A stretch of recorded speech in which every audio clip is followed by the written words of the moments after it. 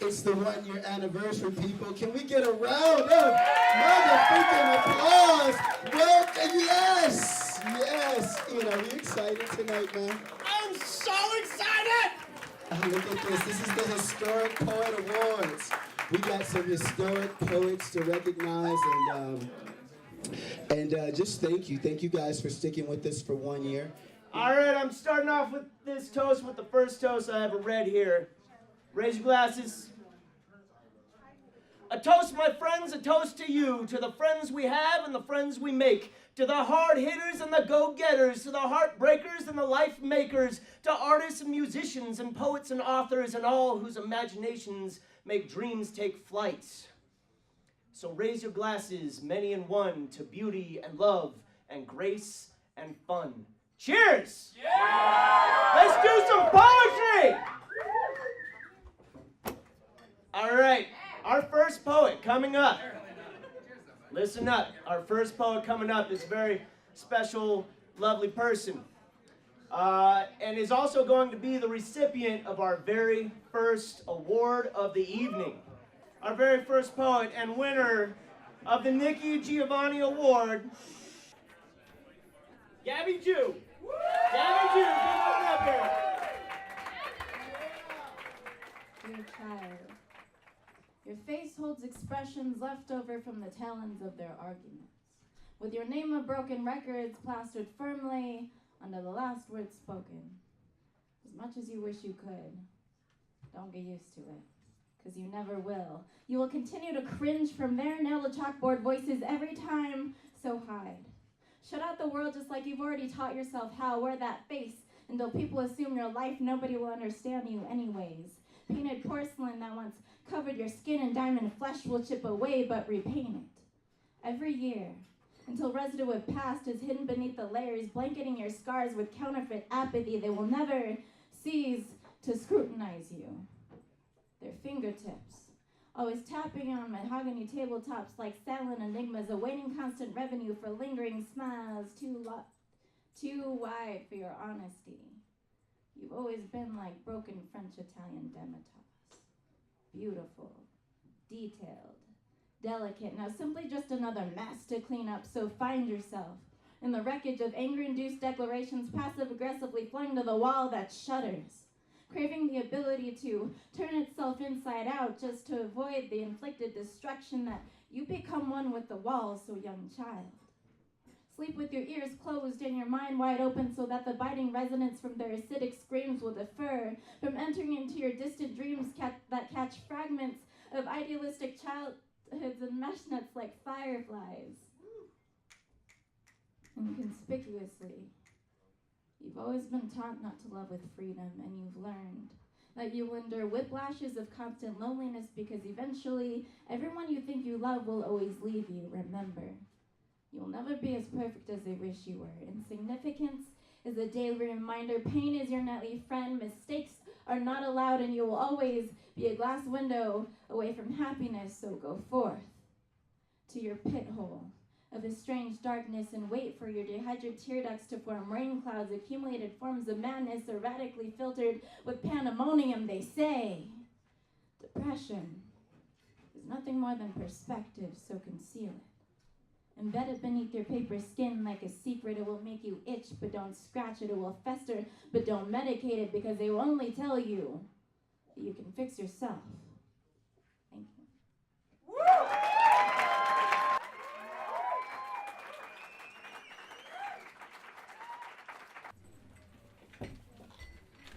Gabby Jew, ladies and gentlemen.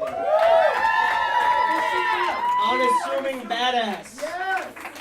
Who now has a free giant bottle of beer, which is awesome.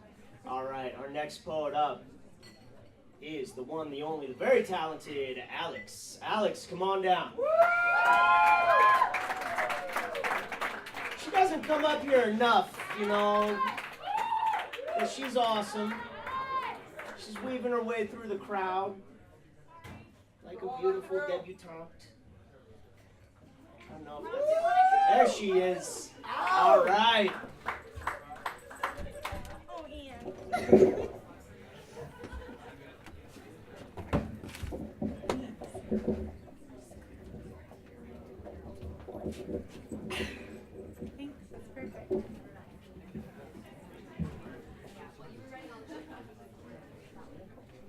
guys will have to forgive me. I wrote this one today, so it's emailed it to myself on my iPhone. I know how tacky that is, but what are you gonna do? If I had a daughter, I would name her Emmylou and pray she feels that no man has mastered her because she just wouldn't be that kind. I would name her Joan and pray that she never toes that line. She would turn rust to diamonds in a blink of her eye, and I would name her Grace and pray that she's just a little nocturnal because the lights are so much clearer to follow with the dark. I would name her Harriet, Rosa, or Susan. I would name her Catherine, Ingrid, or Audrey. I would name her Emily, Marie, or Florence, and I would give everything to give her her greatness young. Even in something as simple as a name, I would tell her to always challenge her surroundings, maybe even her mother. I would make her feel bigger than life, and then walk her to an immense ocean, a vast plain, or a towering peak, and teach her to feel small again. I would tell her to follow the lines on her hands like a map that could always lead her home, whether to my arms or to the embrace of the world. I would tell her to travel, to teach, to live for those lines of wisdom that can only be seen around the eyes and cheeks. I don't want a Daisy's daughter. I don't think that the most wonderful thing a girl can be in this world is a beautiful idiot. No. I would tell her first and foremost, she is smart, then beautiful. She is her own person before she is a man, and she belongs to herself before the rest. I can only hope that one day she grows her hair as long as humanly possible, and then in a split second cuts it all off. I hope that she buys herself flowers. I hope that she drives a '65 Mustang with the top down. Hell, I hope she drives it across the country. I hope she sings in her shower, and I hope she at least tries to play the guitar. I hope she even falls in love with a boy on a motorcycle, at least once, just for the stories it might bring.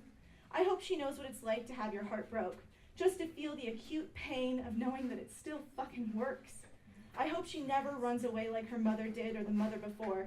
I hope she has the strength, and I hope I have the strength to teach her to turn and face life with ferocity. And when it's time, I hope I have the strength to kick her out of the nest. I hope I have the strength to say goodbye, just to watch her fly. Ladies and gentlemen, it is my privilege, my honor, to present the next award, the Homer Award, for a poet who takes us on an epic journey. Epic journey poet. Dun, dun, dun, dun. See, I have the technique. This is how you do it, Ian.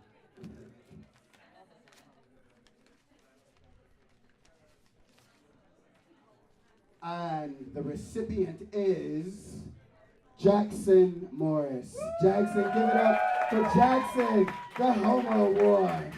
He always takes us on an epic journey, don't he? And he saves my ass. This is yours, sir. I'm gonna live on this. And this, wait. And this. There you go.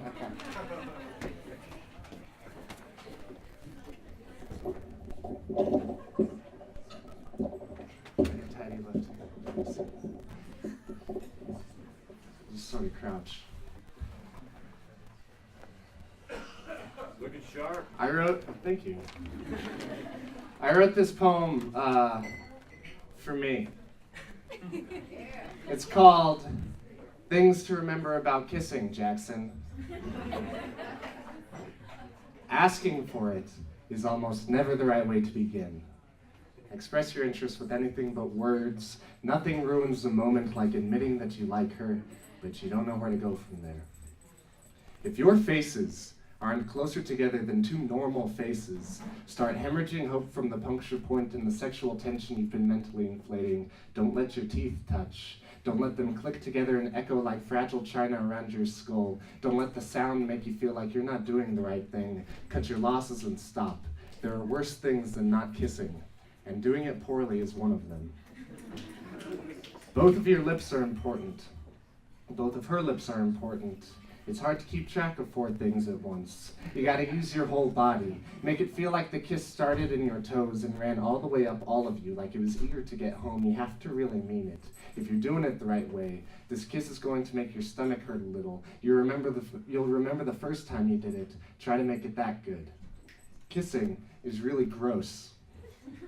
Tongues are really gross. Faces are really gross. Human beings are nasty things, and combining them just makes the situation worse, but the right person is worth it. It is so hard to figure out when to go in for a kiss. Like if someone is being friendly, or if they're being, like, friendly. I haven't figured out that one yet. Just try to be nice, look like you want it, and hope she's smarter than you are. You've got your kiss hello, your kiss goodbye, your kiss goodnight, your friendly kiss, your sexy kiss, your pity kiss. Know the difference. React accordingly. It's hard to kiss while driving. It's dangerous. It's hard to kiss while walking. It's dangerous to kiss while driving. PDA is stupid, and kisses while drunk are a whole different ball game. Get decent at all of them so you'll know where your talents lie. Try to have fun, find a good partner, practice as much as you can. You're probably not going to get worse, but you can always get better. Remember that kisses don't fix lonely, and contact isn't the same as communication. It'll mean a lot more if it means something. Necks and collarbones are fair game. Ears if the time is right. Idle hands are nobody's best friend. Use your discretion. You should probably have your eyes closed. I know you want to see what's happening, but apparently it looks weird. Do your best to not sneeze, or cough, or burp, or laugh, or you might not get invited back. Kissing is stupid and cheesy and looks dumb if you're not a participant. But you aren't very good at saying that she looks pretty when the time is right, and you've never been very smooth in a tight situation. So try to use the tools you've got, and don't mess this one up.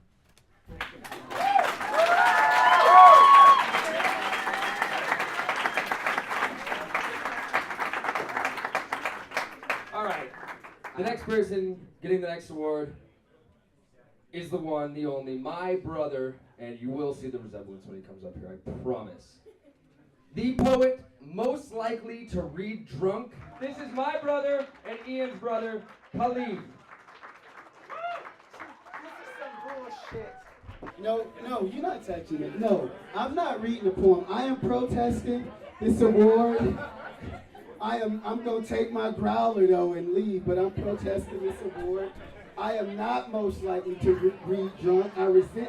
Y'all think I'm just a drunk? It was John Q. You had something to do with this, didn't you? We all did. We all know. You know what? I'm over this. You know what, Ian, you come and read. I'm not reading for this. I'm gonna take my growler and I'm gonna go have a beer right now. That's all. It's interesting that the first time I was ever taunted for dating a non-white woman, I was living in San Francisco. You like rice? They said. When did you get yellow fever? Someone asked me. I get it. There's a stereotype that white guys like Asian girls. And yeah, I've dated a few. But I say this. Maybe they liked me. Because this is a two-way street. And I posit that those few Asian girls might have liked this white guy back. Better yet, maybe I have been attracted to every girl I've ever had a crush on because they are beautiful, just like there are beautiful women in Ethiopia, Mexico, Norway, Sudan, Afghanistan, Uzbekistan, Lithuania, Greece, Iran, and everywhere else in the world. Because a man once told me that there are beautiful women everywhere, and they all need love. So yeah, maybe these women are beautiful, and I'm attracted to them, and maybe it's okay for them to be attracted to me because on June 12th, 1967, the Supreme Court sided on love, actually loving, versus the state of Virginia, when a white man and a black woman defied the law and married each other. And these United States could not define it as jungle fever. And damn right, because in 1977, Jack Kersey married Renee Purvis and soon gave birth to Deshaun Kersey, followed by Donnell and Duriel Kersey, who are my cousins and half black, who my sister and I slept next to and bathed with, played with, and wrestled with, never understanding that we were different, because we weren't, not in the eyes of those who loved us. So fucking weird that I might fall in love with a woman who happens to be brilliant and athletic and caring and not white. And oh yeah, Asian. And yeah, she loves me back for who I am. Turns out that we're not so different, because the fraction of girls who've been Asian do not add up to the total or even half of the girls that I've been with. But yeah, I've got yellow fever, yellow as a blinding afternoon sun on a field of daisies. I've got jungle fever as wild as the heart of a tiger. I've got fevers the CDC can't even dream of. Because I've got her. And if you've got a problem with it, then we can step outside of your box. Thank you.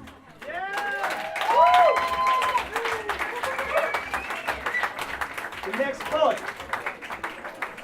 is the one, the only, the mustachio genius himself, Evil Evan.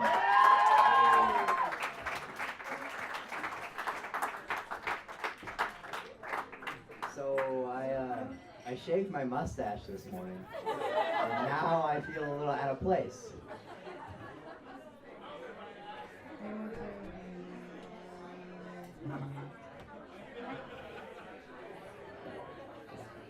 I also arrived a little late, and I didn't know I was doing this.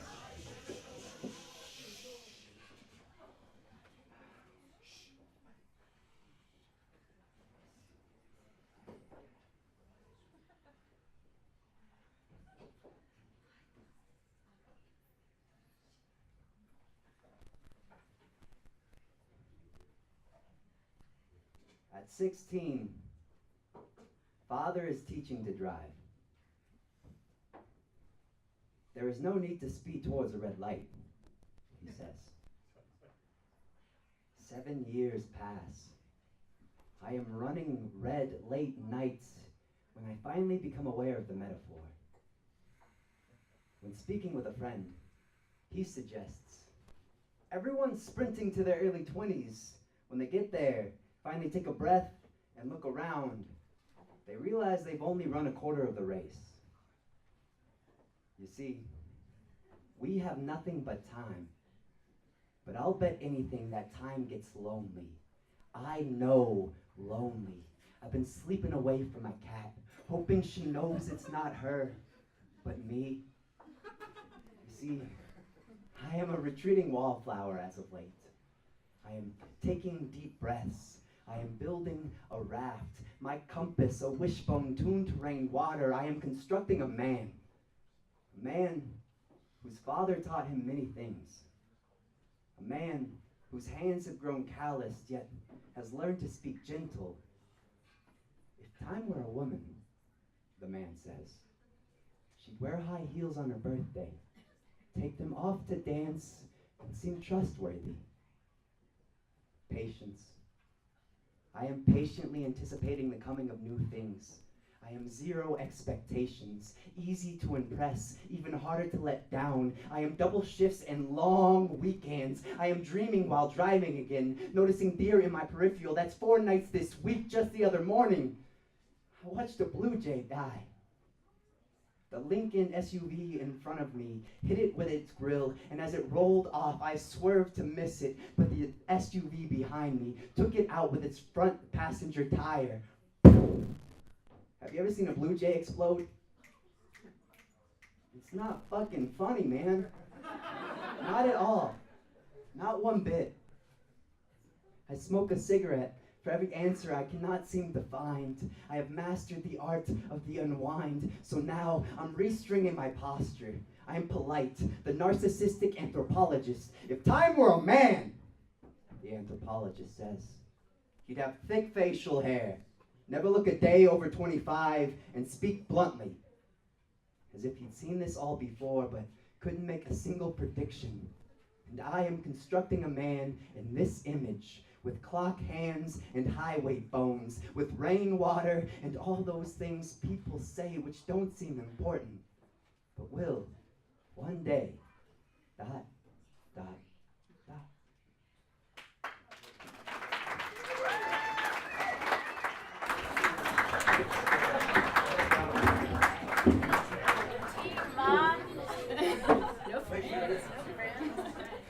So I'm supposed to introduce the Matsuo Basho Award for Haiku Mastery.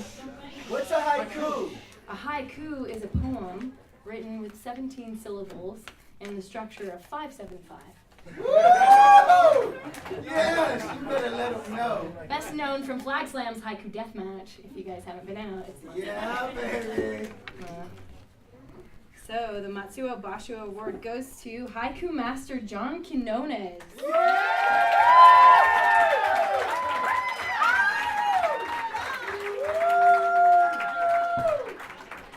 I don't know what he wins except for an glorious title. You have an acceptance Cool. speech? I do not have an acceptance speech.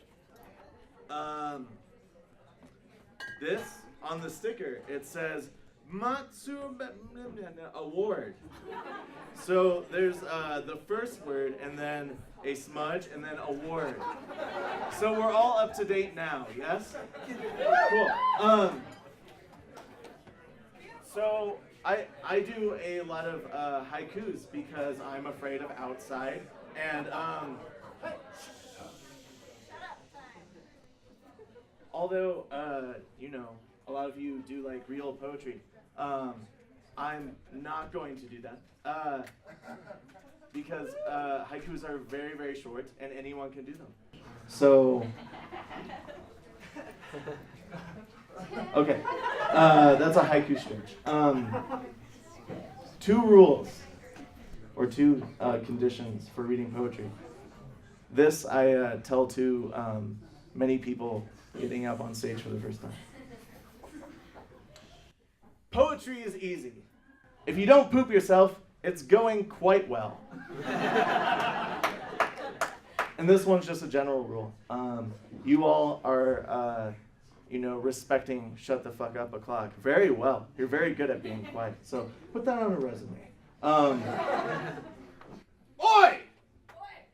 Listen with every orifice of your being. This moment is rare. K, love you, bye.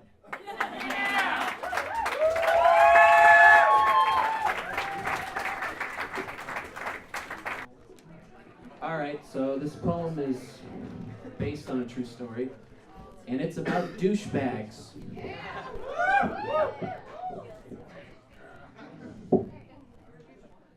I don't know your name, love, but that made you no less beautiful.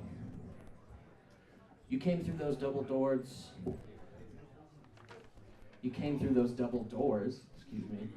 Towards where I was having a smoke, golden brown locks flowing behind you, freckled face pointed down, and yes, you were what they would call large, plus-sized, voluptuous. There were tears streaming down your face. But you were no less beautiful. I saw my sister in you. I saw every person I'd ever care about on that inevitable day when they realized they don't fit.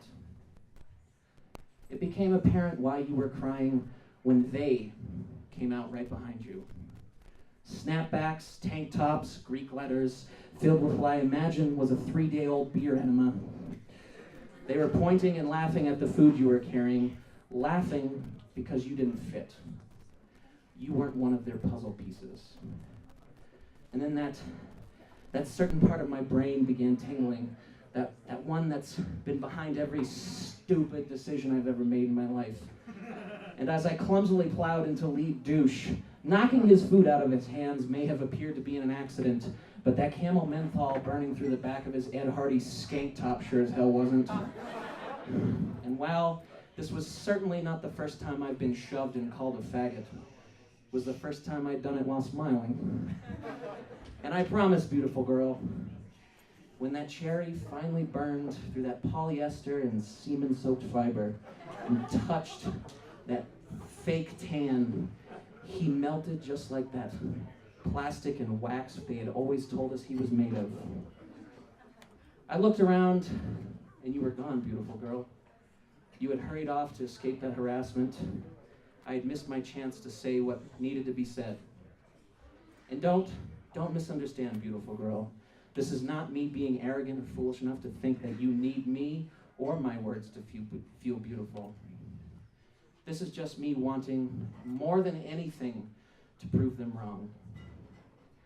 And I would have done anything to accomplish that, gone to any length. Hell, I would have roofied every Pabst, Keystone Light, and Natty Ice from the University of Hawaii to UMaine Orno if it gave you 10 minutes of non-judgmental peace.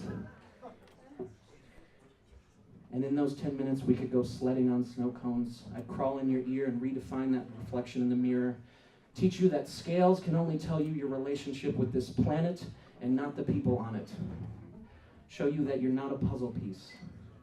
But don't fret, beautiful girl. The thing about puzzles is once every piece fits, there's no room for growth or movement. Don't ever be a puzzle piece. There will always be too many bullies. No, don't ever say that. They drive kids off bridges, and we fall back.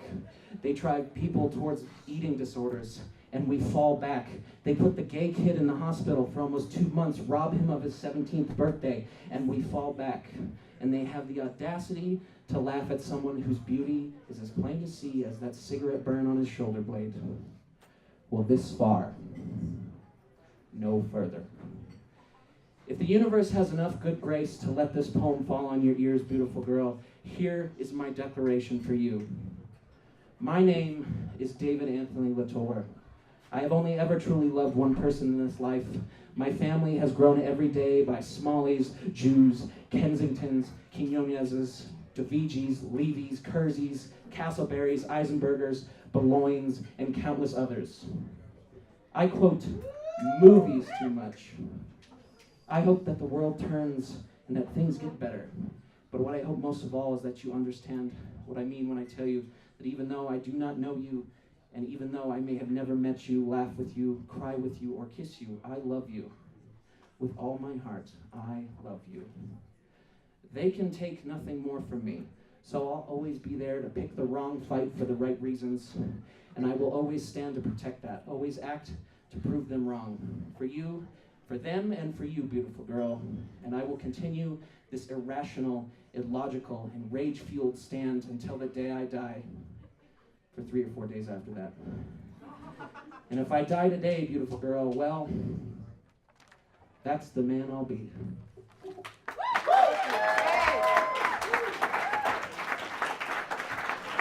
All right, before we go to beer break, I have a blank piece of paper right here. See this blank piece of paper? Any word you want to put on here. Put on here, it's going to go around the bar. At the end, this is going to become an exquisite corpse of awesomeness. And beer break!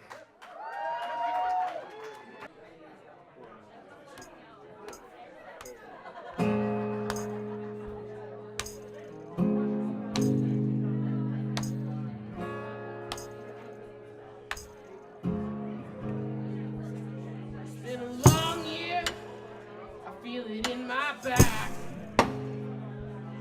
I've learned new fears, but my heart's intact. I learned that God keeps taking away, no matter what your age. You're my unborn daughter or my middle-aged mama. You're just a withering cage. Oh.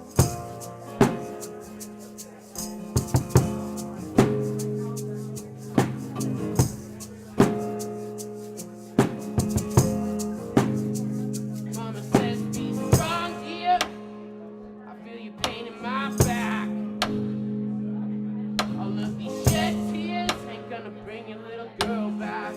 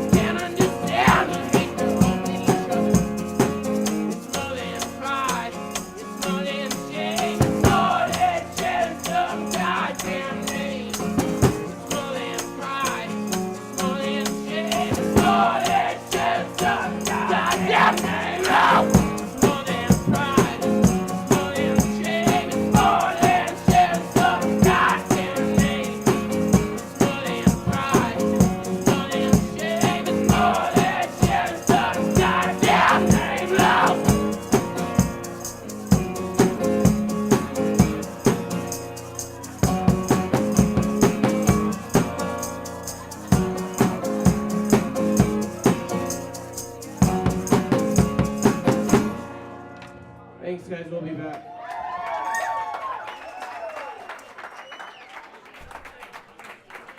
All right, next up. All right, ladies and gentlemen, I am now going to announce the Jack Kerouac Award. The Jack Kerouac Award goes toward... What's the Jack Kerouac Award? I'm telling you, just go ahead. All right, the Jack Kerouac Award goes toward the most angel-headed hipster. You know.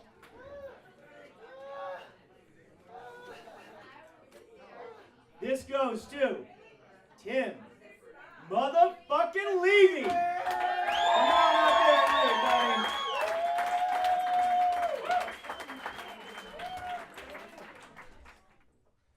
Whiskey breath and smoke, she moved toward me like the minute hand on a clock tower. Another drag, drag slow, see her moving drag. Jazz in my head, take 5 plays. Maybe this drag will smokescreen everything. The whiskey and the cause of this bender.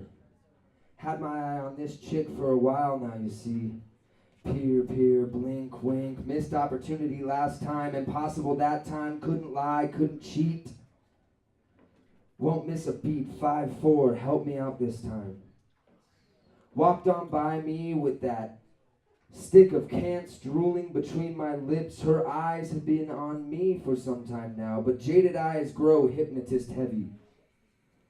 Flick that butt, kid, so I did. Into the bar, assert the alpha male masculinity. All those sly tricks, trial and error teaches well.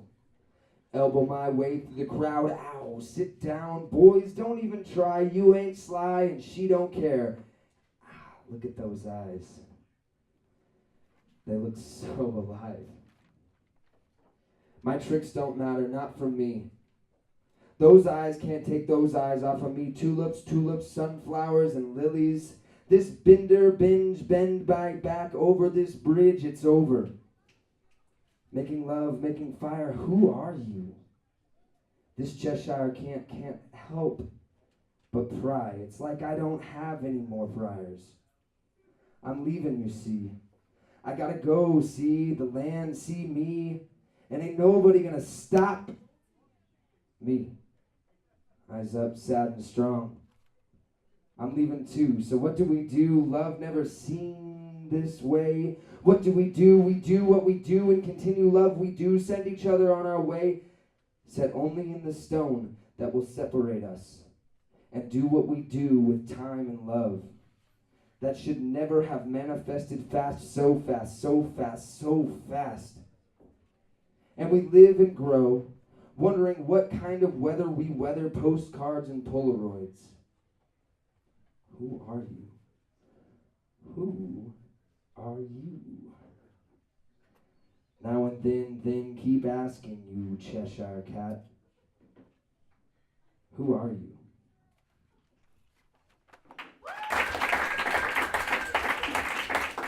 Thanks. Coming up is a very inspirational guy, a guy who he really sets a precedence for excellence in poetry in this community. This guy, I hope he's still here, Josh Wiss. There he is.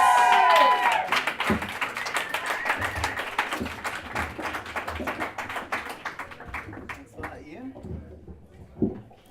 Sorry about all the...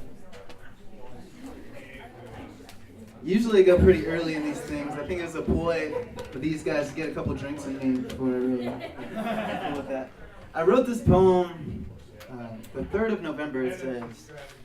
But I rewrote it today. I wrote it after one of these Hops on Birch events, so it's like stream of consciousness type of thing. So we'll see how it goes. We shouted prayers from open car windows, becoming just another blur, soon to be out of sight to passers-by. We kept grand revelations bottled in brains, but we thought so loud that all the bricks downtown bent themselves to glimpse our termites turning.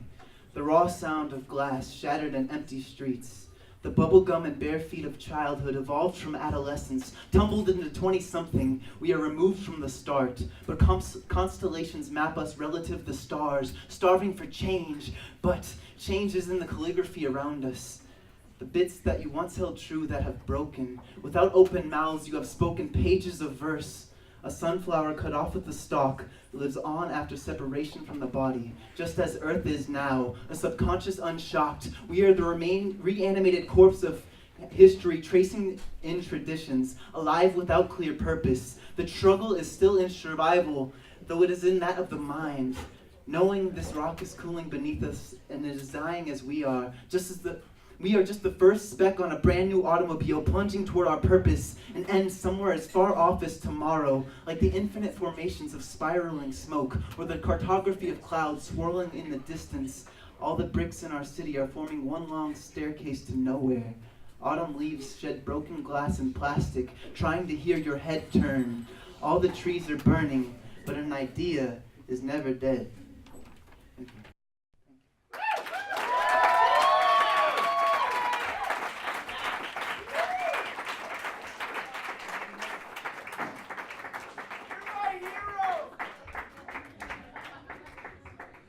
All right, so I'm going to present the next award, but before I do, let's get a round of applause for the bartenders tonight, Corey and Olivia. They have been giving you beer since too early. All right, and then a round of applause for both your hosts, Ian and Khalif. There you go. Without them, we wouldn't have this, so thank them, buy them alcohol, whatnot. All right. So this is the Lawrence Ferlinghetti Award for the Insurgent Poet. So the rebel among us, if you will. Paper is hard.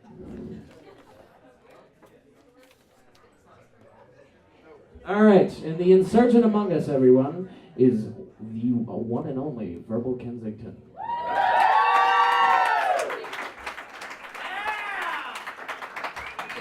Haiku. All right, this haiku is amazing. It's called The Haiku for the Ex-Boyfriend Who Assumes That Everything I Write Is About Him. Our sex wasn't worth the syllables it would take to write the poem.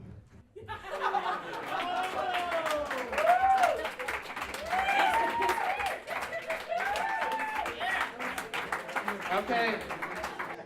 This award, I was told it's the last award. It says Shel Silverstein Award for Incredible Creativity. I believe we know most of those words. Shell, like being his name. Not like a turtle shell. Okay. It goes to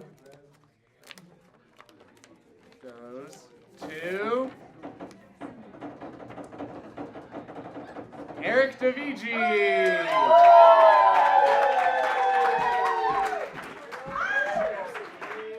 There it is. Of our time. Look at that.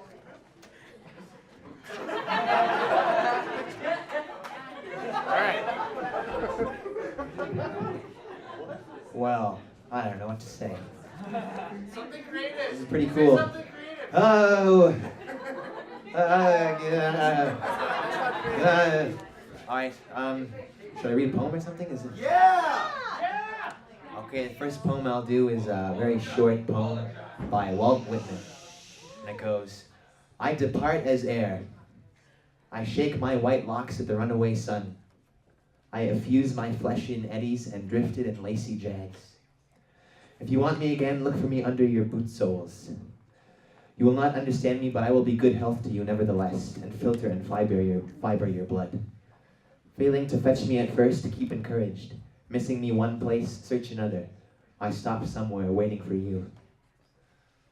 That's from a Song of Myself. Okay, I'll try to do one from memory, but it's every day I walk to Starbucks through the graveyard. I go to Starbucks, and on the way I pass through the graveyard every single day because it's there. But there's this one gravestone that says Mrs. MC, wife of H.J. Dills. And I see it every morning, so it got stuck in my head, and so I wrote a poem about it. So it goes like this. In loving memory of Mrs. MC, wife of H.J. Dills, who, not wanting to come between her shadow and the sun, has disappeared. Mrs. Dills left Mrs. Dills left us with a violin, a pair of shoes, and a letter. The letter reads as follows. I am Martha Carly Dills, maiden name Smith, and I say good day to you. I am 100 years old and I weigh 90 pounds, and I have something to say before I go, and that's this. 300-foot-high, 30-mile-per-hour cotton balls float on a vast ocean of blueberry juice.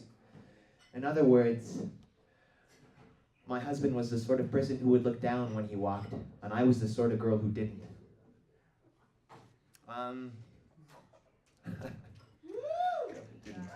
He loved me more than fruit, more than rain, more than traffic signs, more than democracy. I loved him the way that grasshoppers jump. Pick no particular direction and let loose, more as a result of instinct than a desire to escape to or from danger. He wrote a book called 10 Ways to Get Your Coworkers to Like You More and dedicated it to me. I never read the book, and although we both knew this, we operated under the assumption that it was not true in order to avoid conflict.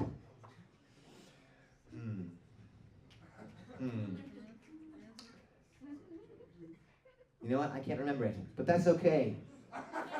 The end. Thanks very much.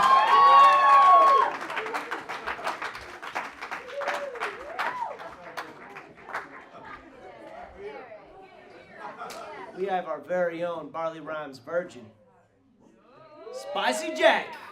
Spicy Jack, ladies and gentlemen. A cool bead of perspiration drips down the side of the glass she holds, the ice clinking inside. She's smarter than most of the girls at the party because she knows that she's a target. A hurricane of creepers and muscle-bound beachheads all trying to get some action circle around her, offering drink after roofied drink, but she's the eye of the storm, and calmly turns them down with the excuse of her being the designated driver when it's clear that she walked there. She's stunning, and she's showing less skin than the rest of the house, but she is still breathtaking to behold. And she's not out of my league, because leagues don't exist. My steps are measured, careful and calculated arcs of soles from floor to back, shoes a silent tap as I cross the room to her. My stride is casual enough not to incite suspicion as I gently push my way through the crowd. Yes, Assassin's Creed techniques do work. But when I look in her eyes, I realize that leagues do exist. And I'm Jules Verne, standing at 20,000 below the sea-green gaze of this demigoddess. 80 days wouldn't be enough to travel around the world with her, because she will drag you to all the little hole-in-the-walls and street food stalls. Each turn of a corner would prove to be a new adventure, and the surface wouldn't be enough. She'd drag you on a journey to the center of the earth, the heat of the core paling in comparison to her passion. She's the kind of gal that would kick your ass in a video game of your choice just to prove that she could. She's the kind of person that would wish to bring back Firefly at the Miss America pageant because world peace sounds way too boring, and because she fucking loves Firefly.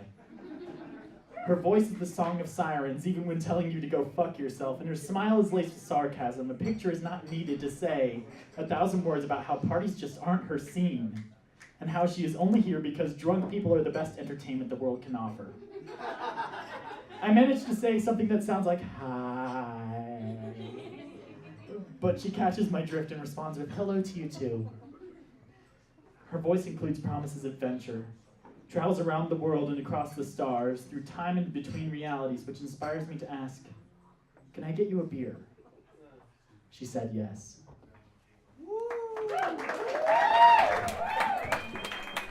All right, we're there. We're at the last poet of the night, Mr. Ryan Smalley.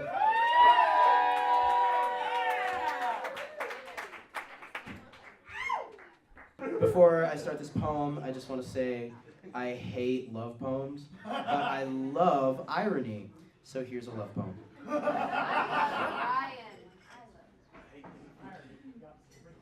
I miss you like sunshine on an overcast day. Beautiful brightness derided in palettes of gray matter. Memories amassing like physics. Long gone bliss attracts cynics. Difference dovetails better than two like feathers. I miss you like a bad cup of coffee on a perfect morning. I blame my diurnal disappointment on you, but I'm the barista of bad brew. It's a fair trade. My half-awake hands ham-fist handled you through the grinder to no avail, while you deserve gentler measures, a more sensitive scale. That's why they call you a delicacy, not carelessly but delicately. Most gentlemen are hardly either of these. Brutish boys brought up on bad movies and below-bed bare-body booby brochures, but I'll try to MacGyver a semblance of gentleness to placate this unrest necessary to bless my nicotine dreams. Restlessly with your caffeine serenity, splendidly unhealthy, you bring coffee cup coughing fits with your toffee tawny taurine trysts. I'm energized, yet sickened, malignant. Spread from head to brain, lungs to veins, this artery pain, emphasized emphysema I have when I think of your name. There's no cure for it too. I'm deathbed denial, thinking I beat this flu, a miraculous revival. This disease self-inflicted, my mannerless addiction and my lethal affliction. If I could surmise my meal before I die, decidedly I'd choose a bad cup of coffee with perfection like you.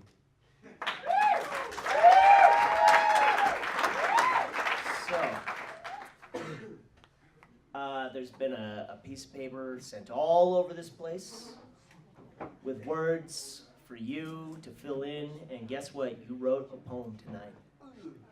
Coming up here to share that with you is Khalif. Khalif, come on down.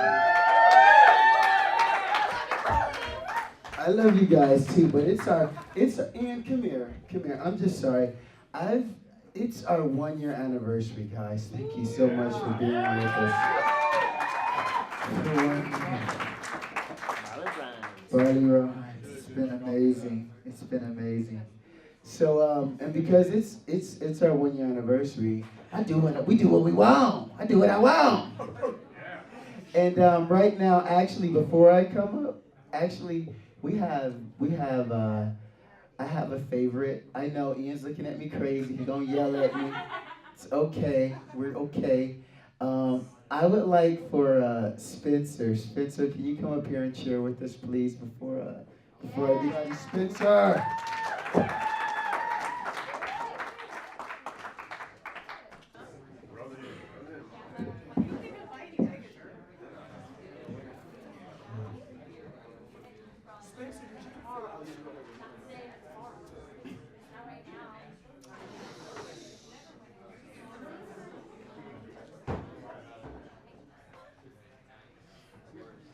The white cap cracks against the safety lock.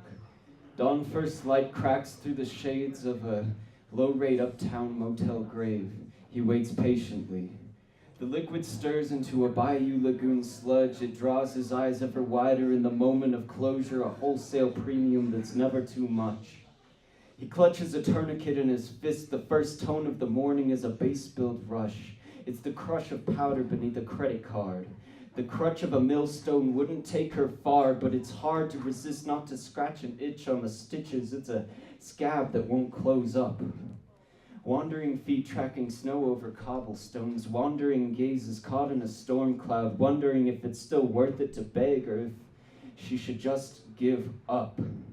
But sure enough, the next car rolls to a stop. The eyes meet each other like cash crops. He's got money to drop. She could drop for a rock, and they both get off. It takes some time to feel numb to it. The first few times she has to close her eyes and imagine she's sprinting through a dimly lit city. By 10 weeks, it's intuition, her dreams are fruition, and she never wakes up. Rainwater drips like a metronome from a highway overpass, falling into puddles, and in every ripple they count another moment past. Hoping the strains in their veins won't outlast them. They've buried so many friends in the back of an ambulance, faces with nothing to claim but a name escaping in the smoke of a state cremation. They hold each other close, staring into the sunrise. They watch another stunted brother stumble through a clutter of his struggle, muttering a hymn taught to him by his mother. He hopes it will ease him through his half-life. He remembers the shades that haunted him in an empty hotel room, the way that rusty barbecue smell tainted the freshly washed linens he took with him when his credit ran dry. The light lingers on their bruised bodies like a third world oppression. Every sip of liquid taken tastes like bayou lagoon sludge. Some scars are harder to erase than the broken memories hiding behind them. Some tears freeze before they ever touch an iris. Some necks feel more free when they feel the noose tighten. Some thrills aren't cheap when they cave your whole life in. Humanity reduced to a machinery oxidizing in a scrapyard. A hallowed plea for salvation sustaining too long to be indistinguishable from static. A rasterized layer of anguish cropped out of landscapes, a bleeding scalp blurred out from burning streets, a verdict out of good excuses to turn the other cheeks, the head count mounting of dead-eyed counting sheep, rebounding from criminals in cold jail bunks to broken souls in counseling, common people countering their fair-weathered life is cowardly, the crowns of thorn leech to the last of their loyalty, and the loudest lectures all leave silently to swim to their sirens, singing songs to soothe their sorrows, serenades that remind them of hymns their mothers used to rock them to sleep with. The last memory that doesn't feel like a brick shattering windows. The only sound known to drown out static cries for help. A loving embrace craved in every waking moment spent sprinting through a dimly lit city. Despite every realized fruition of gasping for breath, the finish line isn't visible until the violent surf takes hold of their lungs and they never wake up. All right. Last but not least, the beautiful man of the moment, the man with the most awesome mohawk in this bar. He's my brother from another mother. I'm gonna get a little gushy. No. I'm gonna get a little gushy. This guy. Why? Not yet, because what? Not yet, because listen. I've been waiting to take somebody's virginity for a long, long time. We love virgins around here. And this virgin right here is your very own tenderoni. Everybody, please, give it up for Corey McCory. Corey McCory. Is this how I do it? Just like that. Just speak like right there. Like right there. This is my first time in front of a mic. So let's see how this goes. To understand, you must know this poem like me. It's not for the faint at heart. Attack like Jamal Charles running into the end zone. This is an invasion of your psyche. My special teams is aware of the Debo style reception that needs to be made. Reason number 12, I'm hated. I listen to you. And you want a timeout, but the game is over. And the locker room beckons. Win or lose, rewrite until the wheels fall off. We have our habits, and your flower is blooming. We are not ashamed. My name is Corey, and I'm a Kansas City Chiefs fan.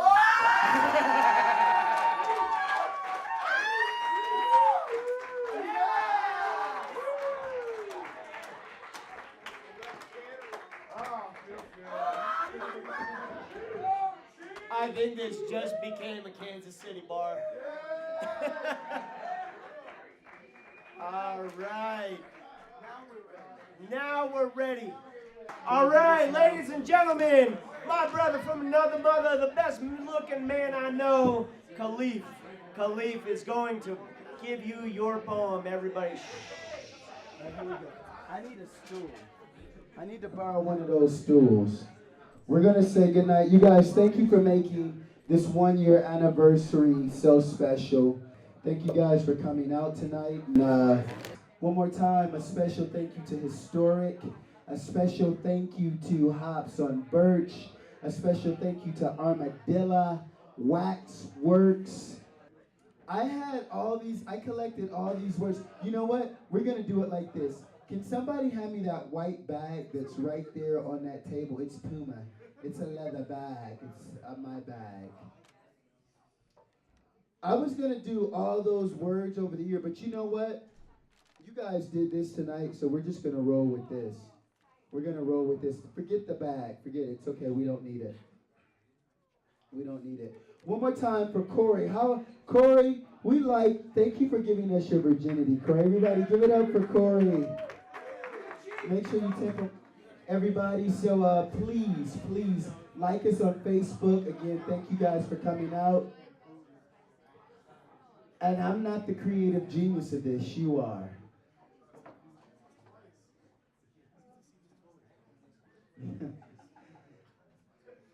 Ostensibly, I find a loquacious way to say thank you to you gorgeous people for giving me such sunshine over the last year. I mean, it's been quite bootylicious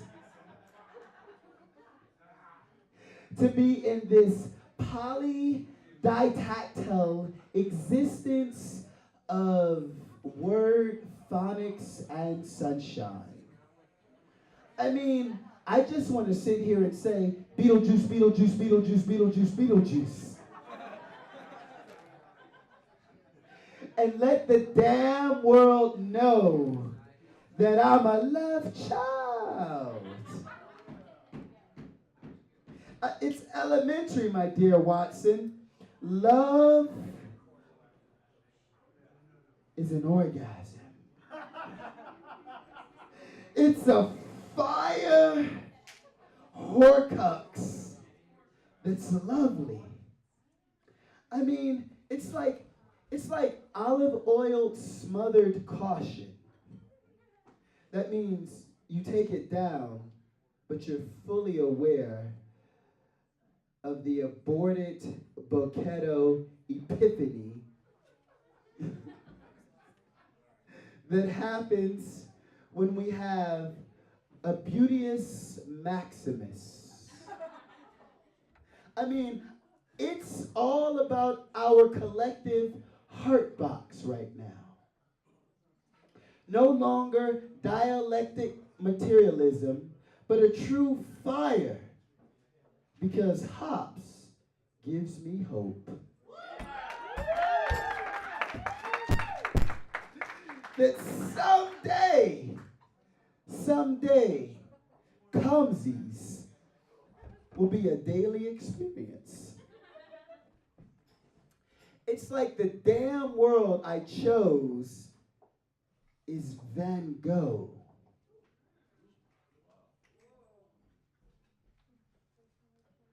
Some wish to say that aborted Arabs are Jews. But why? Why? I choose to think that the scrotum of life simply outshines Beyonce. True story. In all of her Priya Prism motherfucking stump idiosyncrasies. Sardines are actually in salads.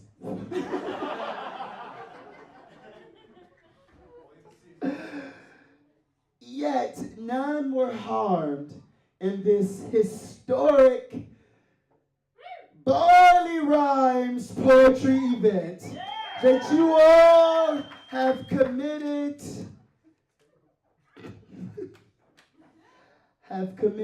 fortitude of enjoyment with. Boom, bitches! It's a 1-year anniversary, and we love you and thank you. Ian, get your butt up here. I'm Khalif. This is Zona. This is Ian. We love you guys. Thank you for 1 year. And Ian, what you got to say, man? I love you. Zona loves you. And seriously, I thank you so much. I really, really, really mean it. Thank you. Thank you so much.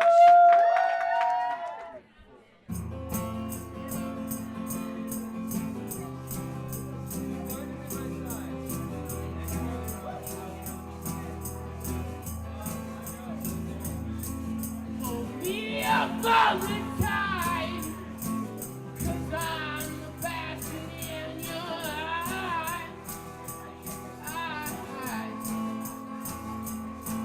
You take the chase for hell.